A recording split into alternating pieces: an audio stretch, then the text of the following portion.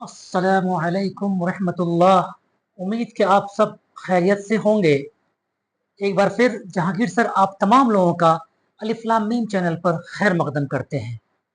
साथियों, अजीज तलबा, आज हम लोग जिस मौजू को लेकर के आए हैं 12वीं क्लास का एक नज्म है। और अभी चूंकि हम नज्म की दुनिया में ही चल रहे हैं, 12वीं क्लास में हमने अब तक दो नज्म पढ़ा है। एक गुफ्तगू पढ़ा है, अली सरदार जाफरी की लिखी हुई है, और ठीक मेरा सफर ये भी अली सरदार जाफरी की लिखी हुई क्या है, नज्म है।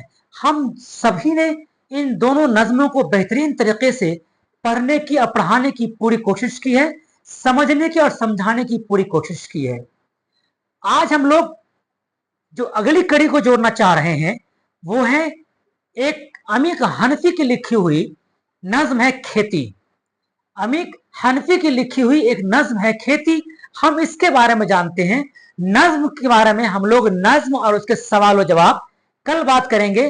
आज हम लोग जिस मौजू को लेकर के आए हैं और बताने की हमने कोशिश की है वो है अमीक हनफी कि उनके उर्दू दुनिया में क्या खिदमात है, उर्दू की दुनिया में उनका क्या रोल रहा।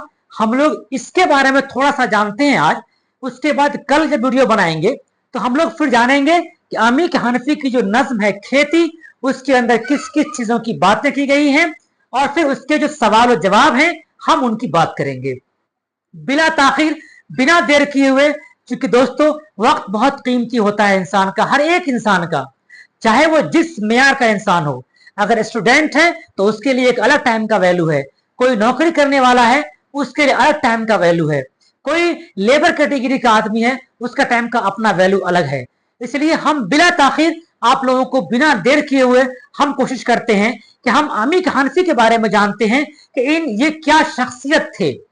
उससे पहले मेरा आपसे दरखास्त है कि आप मेरे वीडियो को अगर देखते हैं, अच्छा लगता है, तो मेरा आपसे गुजारिश है, रिक्वेस्ट है कि आप जरूर उसको शेयर कर दें, अपने दोस्तों में लाइक कर दें, जिससे कि जो भी वीडियोस हमारे बनाए जाते हैं आप तक आसानी के साथ पहुंच सके। मैं समझता हूं कि आपको जरूर मेरे सारे के सारे वीडियोस अच्छे लग रहे होंगे, क्योंकि मेरे चैनल से अभी तक 9th 10th 11th 12th के जितने भी उर्दू निसाबी किताबें हैं, उसके अलावा चारों के जो कवायद हैं, ये बेहतरीन तरीके से सिस्टमेटिक वे में हम लोग पढ़ाने की पूरी कोशिश कर रहे हैं आप तमाम लोगों को। उम्मीद है बहुत जल्द गौर करके ये चीजें और आगे बढ़ेंगी इंशाल्लाह। लेकिन पूरी ईमानदारी के साथ, पूरी ताकत के साथ कोशिश करते हैं कि आपको वीडियो देखने देखने वक्त तक ही आपको चीजें आपके जहन में बैठा दी जाए, जिससे कि आपको किताब बहुत ज्यादा खोलने की जरूरत नहीं पड़े, क्योंकि सुनने से ज्यादा याद होता है पढ़ने के बनिस्बत। ठीक है, चलिए हम लोग जानते हैं आज अमीक हनफी के बारे में। क्योंकि लगातार मेरा ये तीसरा नज्म है, और मैंने पहले कहा आपको कि जून के महीने में जो जो चीजें पढ़ानी है हम पूरे तरीके से पूरी कोशिश में हैं कि हम जून के महीने में सारे जो जून का निसाब है बिहार गवर्नमेंट का वो हमारा खत्म हो जाए। फिर हम लोग जुलाई में चलेंगे, क्योंकि अभी एग्जाम्स भी आने वाले हैं। 12वीं क्लास के जो बच्चे तैयारी कर रहे हैं बोर्ड का, उसके एग्जाम्स अभी आने वाले हैं फर्स्ट सेमेस्टर का, यानी तीसरे महीने के बाद जो एग्जाम्स होने हैं वो 23 तारीख से एग्जाम होना है। तो उस लिहाज से हम लोग जून तक जो भी हमारी तैयारी है हम लोग पूरी कोशिश करते हैं हम लोग पढ़ करके वहां तक पहुंच जाए, जिससे कि हमारा जब एग्जाम आए, जब क्वेश्चंस मेरे सामने आए, तो हम 100 में 100 मार्क करके अपने घर वापस लौटे। ये मेरा अपना इरादा है। चलिए, आप उम्मीद है कि आप मेरे साथ जरूर बने रहेंगे। आज पढ़ते हैं हम लोग अमीक हनफी के बारे में, जो जो क्या लिखा है उन्होंने, खेती नज्म लिखी है। खेती नज्म किसकी लिखी हुई है? ये अमीक हनफी की लिखी हुई है खेती नज्म। किसकी लिखी हुई है? अमीक हनफी की लिखी हुई है। कौन सी नज्म? खेती नज्म अमीक हनफी की लिखी हुई है। चलिए, अब हम लोग जानते हैं कि अमीक हनफी जो उर्दू की दुनिया में नायाब चेहरा बनकर उभरे थे, उनका जो 12वीं का आपके निसाब में है उसमें क्या क्या चीजें बतलाई गई हैं। तो सबसे पहले यह समझ लीजिए कि अमीक हनफी बहुत अच्छे नज्म निगार थे, नो डाउट, और तनकीदी निगार भी थे। बहुत सारी किताबें इन्होंने लिखी हैं, और फिर बहुत अच्छे शोराए किराम में भी इनका नाम शामिल हाल है उर्दू की दुनिया में। उससे पहले देखिए, ये असल नाम जानते हैं, इनका असल नाम क्या था? अमीक हनफी का असल नाम अब्दुल अजीज हनफी। एक बार खुद से बोलिए, आप क्या नाम है? अमीक हनफी का असल नाम क्या है? अब्दुल अजीज हनफी। याद रहेगा, बोलिए क्या? आपके रिश्तेदारों में कोई हो सकता है नाम हो सकता है कि आपके मोहल्ले में किसी का नाम हो, आप उससे इसको थ्रोली ले जाइए और अपने आप को वहां पर फिगर बनाइए कि अब्दुल अजीज, अच्छा मेरे मोहल्ले मेरे घर के पीछे जो अब्दुल अजीज साहब है वही ना, जी हाँ, तो उनको उनके पास ले जाइए अपने इस सोचने की सलाहियत को, और फिर आप ध्यान लगाइए कि मैंने उसको मान लिया है कि ये अब्दुल अजीज साहब हैं, इसी का नाम क्या है, अमीक हनफी है। तब जाकर के आपको चीजें अच्छे से याद होगी। जी हाँ, चलिए, तो असल नाम क्या था, अब्दुल अजीज हनफी नाम था किसका, अमीक हनफी का असल नाम क्या था, अब्दुल अजीज हनफी। चलिए, उसके बाद अगला कड़ी है कि ये कहां पैदा हुए, कब पैदा हुए। ये मध्य प्रदेश में इंदौर शहर में, मध्य प्रदेश एक स्टेट है, एक सूबा है, राज्य है, तो स्टेट मध्य प्रदेश सूबा में इंदौर जगह है, वहीं पर इनकी पैदाइश हुई 1928 में। कब हुई, 1928 में इंदौर यानी मध्य प्रदेश में कौन पैदा होते हैं, अमीक हनफी, जिसका असल नाम क्या है, अब्दुल अजीज हनफी साहब। कब पैदा हुए, 1928 में। मेरे साथ बोलिए, मेरा दावा है कि आपको मैं यहीं पर याद करा के बजाऊंगा अपने घर। जी हाँ, चलिए, उसके आगे है, इन्होंने अपनी तालीम का जब ऊंचाई को छुआ तो उसमें किताबों के अंदर आता है आपको निसाब में कि एमए इन्होंने 2 सब्जेक्ट से किया था, एमए 2 सब्जेक्ट से, ठीक है, एमए 2 सब्जेक्ट से किया इन्होंने, एक तारीख से और सियासियात से। आप कहेंगे सर तारीख और सियासियात तो उर्दू में हमको नहीं मालूम है कि तारीख क्या होता है और सियासियात क्या होता है, तो एमए इन्होंने 2 सब्जेक्ट में किया था, ये तो याद हो गया आपको। कौन, अमीक हनफी साहब, जिसका असल नाम अब्दुल अजीज हनफी साहब हैं। 1928 में पैदा हुए, कहां, मध्य प्रदेश के इंदौर शहर में, और इन्होंने 2 सब्जेक्ट से एमए किया। कौन कौन है भाई, एक सियासियात और एक तारीख। तारीख बोले तो हिस्ट्री से, किससे, हिस्ट्री से, और सियासियात बोले तो पॉलिटिकल साइंस से, किससे, पॉलिटिकल साइंस से। ये 2 सब्जेक्ट था इनका एमए करने का। क्या क्या, हिस्ट्री और पॉलिटिकल साइंस। हिस्ट्री को बोलते हैं तारीख और सियासियात को बोलते हैं पॉलिटिकल साइंस। आप तो याद रहेगा ना, आप तो कभी नहीं भूलेंगे आप कि सियासियात को क्या कहते हैं हिंदी में, पॉलिटिकल साइंस, राजनीतिक विज्ञान बोलते हैं हिंदी में, और इंग्लिश में कहते हैं पॉलिटिकल साइंस, ठीक है। हिस्ट्री कहते हैं इंग्लिश में, और तारीख कहते हैं उर्दू में, और इतिहास कहते हैं हिंदी में। ये रहा आपका, इस मौजू पर इन्होंने, इस सब्जेक्ट में इन्होंने क्या किया था, एमए किया था। कौन, अमीक हनफी साहब, अब्दुल अजीज हनफी, जी हाँ। चलिए, उसके बाद बहुत ज्यादा कुछ यहाँ पे नहीं है।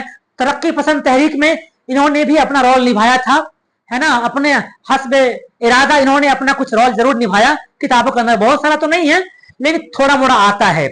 उसके बाद बहुत ज्यादा इसमें इनके अंदर नई किताबों में मिला खोजने पर आपके निसाब में, लेकिन हाँ इतना जरूर है कि उनका पहला 1988 में दिल्ली में इंतकाल कर गए।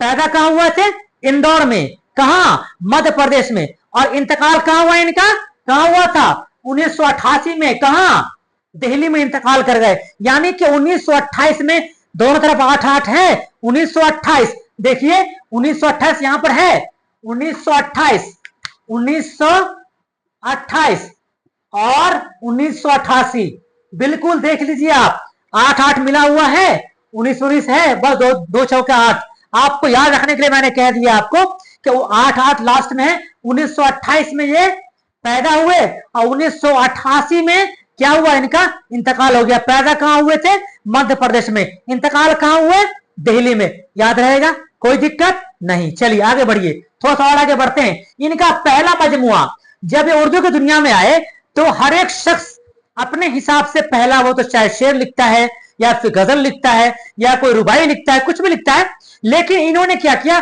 पहला शेर मजमुआ लिखा। क्या लिखा इन्होंने, पहला शेर मजमुआ। किसने लिखा था, अमीक हनफी, अब्दुल अजीज हनफी साहब ने। कौन सा, संग पैराहन। क्या था, संग पैराहन। ये क्वेश्चन मैंने देखा है लगभग हर साल पूछता है एग्जाम्स के अंदर कि संग पैराहन क्या है, या फिर संग पैराहन किसकी लिखी हुई है। जी हां, अमीक हनफी की लिखी हुई है। कौन सी, संग पैराहन। आज याद हुआ, अब तो नहीं भूलेंगे, याद रहेगा ना जी। चलिए, क्या उनका पहला मजमुआ कलाम कौन सा, संगे पैराहन किसकी लिखी हुई? अमीक हनफी की संगे पैराहन। चलिए अब इसके बाद कुछ इन्होंने तवील नज्म है। मैंने कहा ना कि जितने भी शख्सियत हैं बड़ी बड़ी, उन्होंने एक ही चीज नहीं लिखी, बहुत सारी चीज लिखी। तवील नज्म, नसरी नज्म, गजल, रुबाई, नहीं, उसके बाद बहुत सारे नज्म लिखे हैं। तो इस लिहाज से अब देखते हैं कि एक तो पहला मजमूआ इन्होंने लिखा क्या? संगे पैराहन। लेकिन इसके ठीक अगला जोड़ते हैं तो तवील नज्म कुछ लिखा इन्होंने, हम आपको अभी याद कराएंगे और यहीं पर आपको याद करना भी है, आपको मेमोरी में डालना मेरी जिम्मेदारी है। बस आप सुनिए गौर से मेरी बातों को। चलिए पहला है सनदबाद। क्या है? सनदबाद। सनदबाद किसकी लिखी हुई? तवील नज्म। किसकी? अमीक हनफी। कौन सा? सनदबाद। सनदबाद। चलिए उसके बाद है शहरजादा। शहरजादा। सनदबाद शहरजादा, छोटी सीन से बड़ी सीन से। पहला क्या था? छोटे सीन से क्या था? सनदबाद। दूसरा क्या है? बड़ी सीन से शहरजादा। याद हुआ? चलिए कि पहला क्या है? सनदबाद। दूसरा क्या है? शहरजादा। क्या ये तनकीदी, सॉरी ये तवील नज्म है। किसकी लिखी हुई? अमीक हनफी की लिखी हुई है ये किताबें हैं। चलिए आगे आइए। सबे गश्त। क्या है? सबे गश्त। शब का मतलब क्या होता है? रात होता है, रात से गश्त। शबे गश्त। शबे गश्त किसकी लिखी हुई है? अमीक हनफी की लिखी हुई तीसरी तवील नज्म। पहला क्या मैंने कहा आपको? सनदबाद। दूसरा क्या कहा मैंने आपको? शहरजादा। तीसरा क्या कहा मैंने आपको? सबे गश्त। चौथा है सूरतुन नाकूस। सूरतुन नाकूस। सूरतुन नाकूस ये क्या है? ये भी तवील नज्म है। किसकी? अमीक हनफी की। जी हाँ, अब ये चार किताबें आपके निसाब के अंदर है। मेरे ख्याल से आपको याद हो गया होगा, एक छोटी सीन से है, एक बड़ी सीन से है। छोटी सीन से जो है उसको बोलते हैं सनदबाद, बड़ी सीन से जो है शहरजादा, उसके बाद शबे गश्त। और देखिए सब सीन सीन है स्वाद, तीन तो आपको सीन सीन ही मिल जाएगा, सीन सीन सीन, और एक है स्वाद। लीजिए भाई और आसान है, तीन सीन सीन सीन और एक स्वाद से कहानी खत्म। याद कर लीजिए आप आसानी से। उसके बाद है तनकीदी किताब। इन्होंने तनकीदी किताबें भी लिखी हैं। जी हाँ, तनकीदी किताबें दो किताबें आता है निसाब के अंदर कि दो किताब इन्होंने लिखी है। वो क्या है? शेर चीजें दिगर अस्त।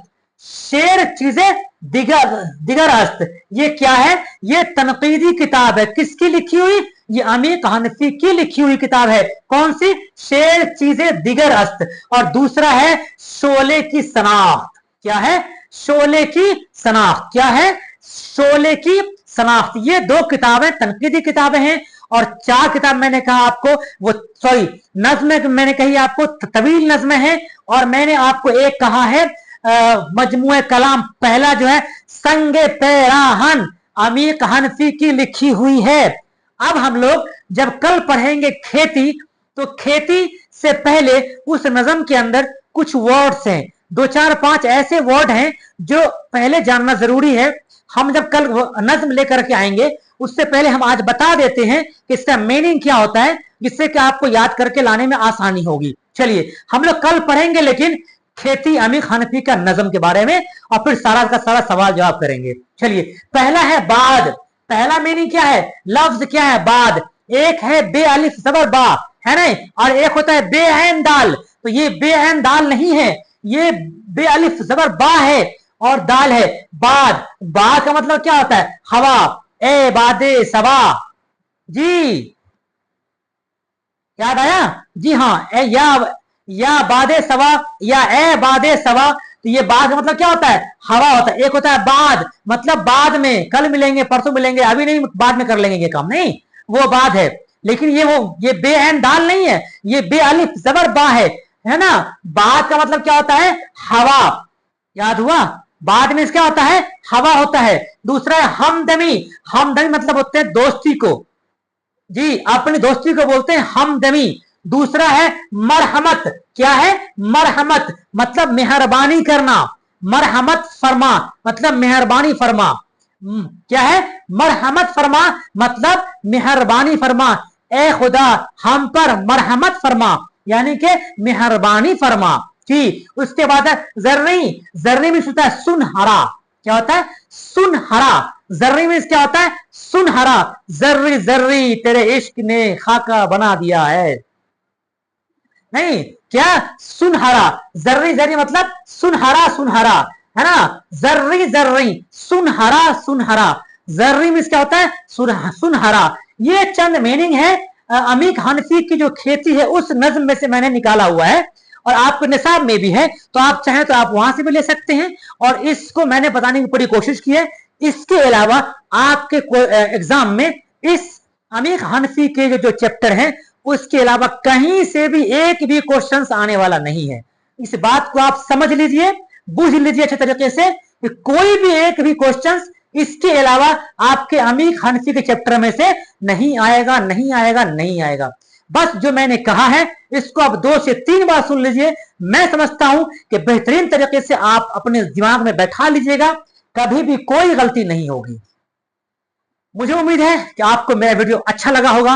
अगर मेरा वीडियो अच्छा लग रहा है तो मेरा आपसे दरखास्त गुजारिश है कि मेरे वीडियो को जरूर आप लाइक कर दें, सब्सक्राइब कर दें और अपन दोस्तों में शेयर कर दें, जिससे कि उन तक भी मेरे वीडियो का फायदा मिल सके उनको। और मेरा वीडियो आपको अच्छा लग रहा है तो जरूर आप लाइक कर दें। आज के लिए बस इतना ही। खुदा हाफिज।